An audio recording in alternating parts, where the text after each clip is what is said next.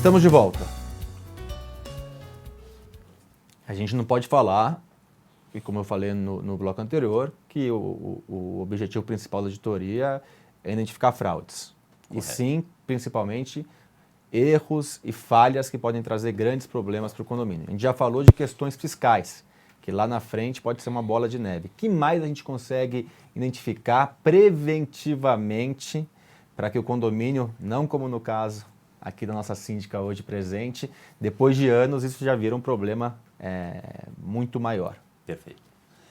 Como eu disse no primeiro bloco, né, muitas vezes o trabalho em parceria com a auditoria,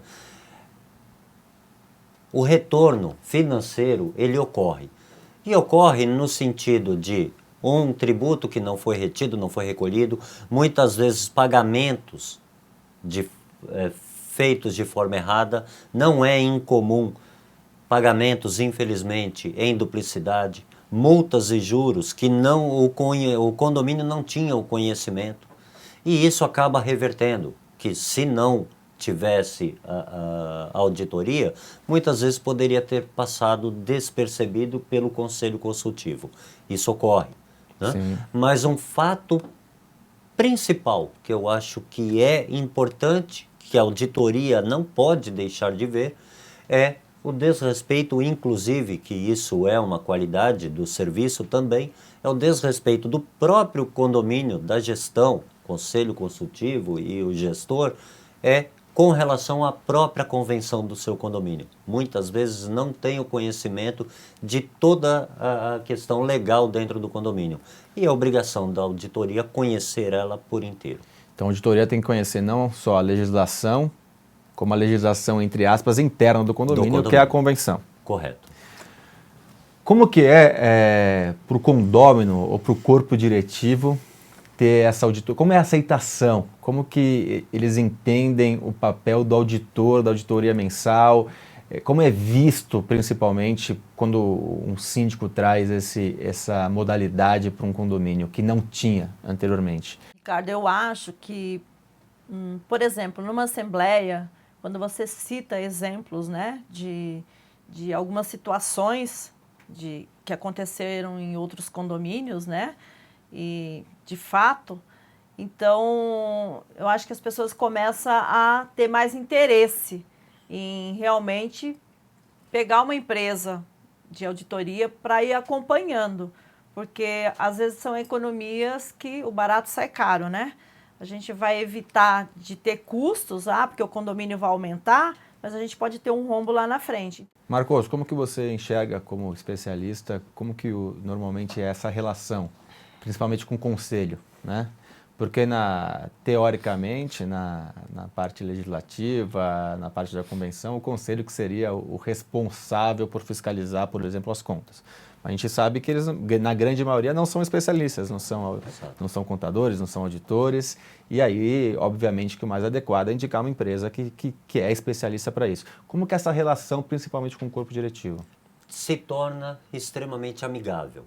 A relação auditoria, síndico e, por sua vez, o conselho, porque tira do conselho uma certa obrigatoriedade.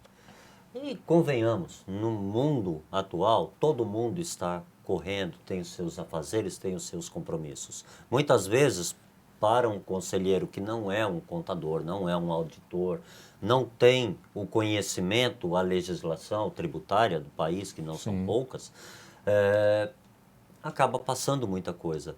E a auditoria vem no caminho contrário. Quando ele recebe a pasta e o relatório de auditoria, ele vai ter que analisar a auditoria, ele deixa de auditar, digamos, a pasta. Já foi auditada pelo especialista. Já foi auditada. Ele vai auditar a auditoria. Significa que um bom caminho ele já percorreu. E o trabalho dele foi sensivelmente diminuído. Então ele pode, e esse é o grande ganho para o conselho, que ele pode se dedicar na ajuda à administração propriamente do condomínio. Deixa eu te fazer uma pergunta. Uma grande preocupação dos moradores, do síndico, também é sobre a questão de departamento pessoal, funcionários. Aonde entra ou se entra a auditoria nesse aspecto? Folha de pagamento, funcionários? Para a Odara, que é a empresa que eu represento e estou aqui hoje, nós refazemos esse tipo de procedimento. Então, todos os cálculos legais, toda a questão de encargos, a questão de horas extras, tudo isto é revisto, é revisado. Tanto é que este é um item para o meu preço, ele compõe na hora de verificação de preço, ele é um item, se o condomínio tem funcionário e quantos funcionários, ele compõe o valor para um orçamento. Essa era a pergunta seguinte. Como que você, hoje, existe eu vou primeiro trazer para a síndica, depois eu vou voltar para você. Claro. Existe um mito de que não vou contratar porque vai ser muito custoso para o condomínio, né? No caso de vocês especificamente, em questão de custos, representativo, não representativo, você falou que pegou por muitos anos, né, uma auditoria e aí já tem um custo diferente para trás. Eu queria que você me falasse um pouco na questão de custo, se onera consideravelmente ou não a ordinária do condomínio. Eu acho que sim. Se contratando, quer dizer, numa situação que houve sem ter uma manutenção constante. Isso. Isso ficou bem caro para a gente, né? Já mexeu bastante. Para verificar com coisas anteriores. Exatamente. Porque você contrataram por 5 anos, sem contar que dá muito trabalho, né? É uma coisa que você tem que fazer buscas, notas que sumiram da pasta. E essa auditoria foi desde 2012. 5 anos atrás. Então você imagina o trabalho que está tendo. E a gente ficar cobrando, é um processo bem demorado, né?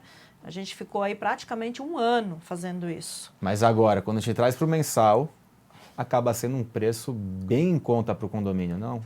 Eu diria para você, Ricardo, que o preço é ínfimo perto de todo o benefício que o traz, né? É um folclore achar que esse tipo de serviço é um serviço que é caro para o condomínio, não o é. E os benefícios são grandes. Infelizmente, o que a Laura está passando é uma situação que você vai verificar um período muito longo e para trás, o que muitas vezes você não tem o que mais fazer. Você não pode agir corretivamente naquilo que já passou. E, na verdade, fica custoso, muito custoso, porque é um período muito anterior e com pouca possibilidade de ação, né? De ação, entendeu? Então, isso ocorre. É mais para identificação, na verdade. Para identificação. Lembra que no primeiro bloco eu havia falado que é uma questão cultural? Sim. Infelizmente, isso é uma questão cultural. Nós temos a visão ou a impressão de querer saber quanto foi o nosso prejuízo.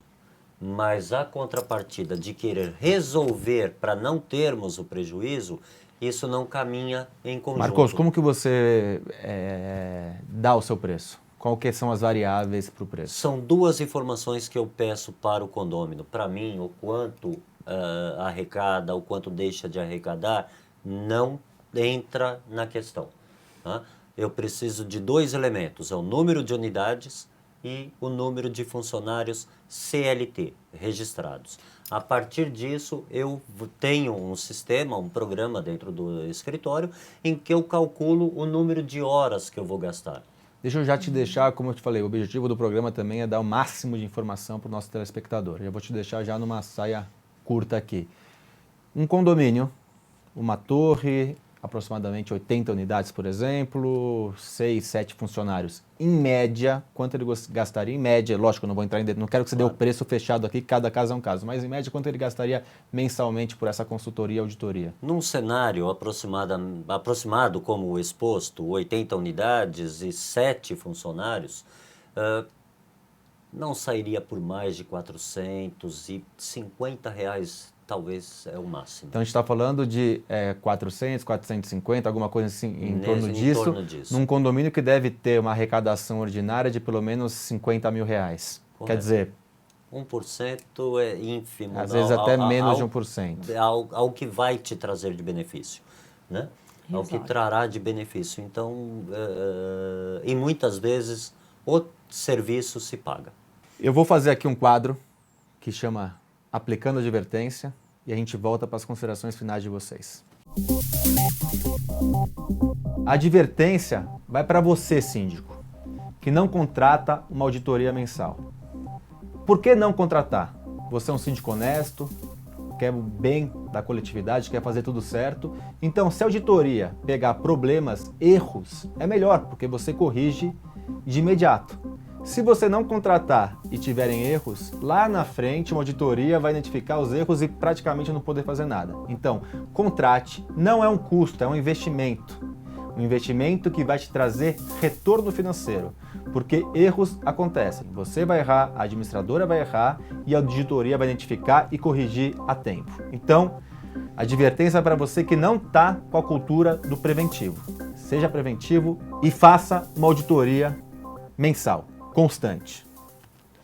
Marcos, o recado é esse? Sim, o recado é esse. Eu acho que é o grande desafio do síndico, ele saber que a gestão dele está sendo avaliada, está sendo analisada e com correção, porque a própria auditoria traz esse benefício. Um benefício maior do que você acabou de dizer é aprovação de contas. Um síndico, sendo sabedor que todas as contas dele foram analisadas e estão em relatório, chegar no dia da assembleia ordinária e colocar as suas contas para aprovação e comparecer de uma auditoria dizendo, olha, sugerimos a aprovação. Ele não tem dor de cabeça. Legal. Marcos, muito obrigado pela presença. Eu que agradeço. Muito esclarecedora. Lauri, seu recado final como síndica, para quem está nos assistindo hoje, sobre a auditoria e a importância, ainda mais para você que passa uma situação até traumática de passado, de passivo, por falta talvez de uma auditoria constante. Logicamente, aconselho muito e para não termos problemas no futuro, né? Presenciei tudo isso, estou passando por isso e acho que vou repensar agora no futuro nos meus próximos empreendimentos, né? Que se eu vir a ser síndica em mais condomínios, eu vou buscar auditoria, primeiramente. Legal. Tá bom? Muito obrigado. Obrigada, Ricardo. Participação muito rica Foi um também. prazer. Não deixe de se inscrever no nosso canal, na Conde TV. Informações importantes para vocês constantemente. Semana que vem nos vemos com mais um tema muito relevante para a gestão condominial e para a sindicância.